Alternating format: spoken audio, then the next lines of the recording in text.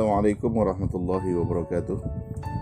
Saya teringat sebuah perkataan ulama besar Imam Hasan Al-Basri, "Inna ahabba ibadillahi ilallahi alladhina yuhibbuna allaha ila ibadihi wa yuhabbibuna ibadallahi ilallah wa yas'auna fil ardi bin nasihah."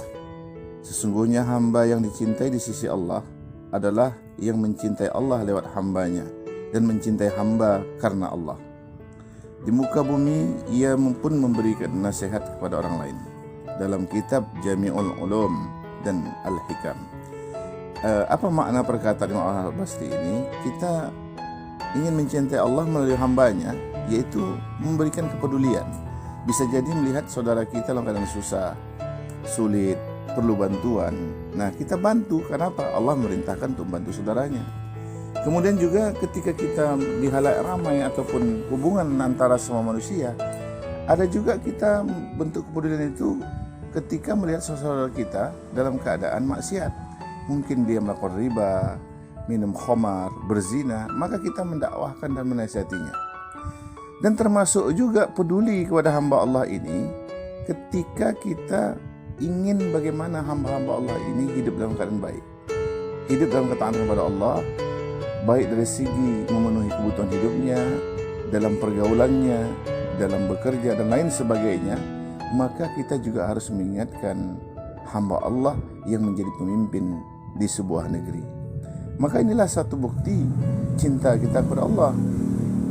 Bisa jadi pemimpin itu dia punya niat baik untuk rakyat yang dia pimpin. Dia ingin mengambil satu kebijakan agar rakyatnya bisa selesai dalam urusan pribadinya. Karena dia tahu mungkin bahwa kewajiban dari seorang pemimpin itu harus menyelesaikan kebutuhan dasar manusia: sandang, pangan, papan, pendidikan, kesehatan, dan keamanan. Nah, dalam untuk memenuhi ini, maka dia membuat kebijakan-kebijakan. Nah, terkadang banyak pemimpin yang tidak mengerti membuat kebijakan. Dia anggap itu kebaikan untuk rakyatnya, tapi malah menyengsarakan. Maka ini perlu kita ingatkan, kita arahkan bahwa ketika ingin menyelesaikan urusan masyarakat, urusan umat manusia ini, tidak lain harus mengambil aturan kebijakan dari Sang Pencipta. Karena kita manusia ini ciptaan Allah, kita hidup juga untuk ibadah kepada Allah. Pemimpin juga mesti beribadah kepada Allah, dan ibadahnya kebijakan itulah yang dia lakukan.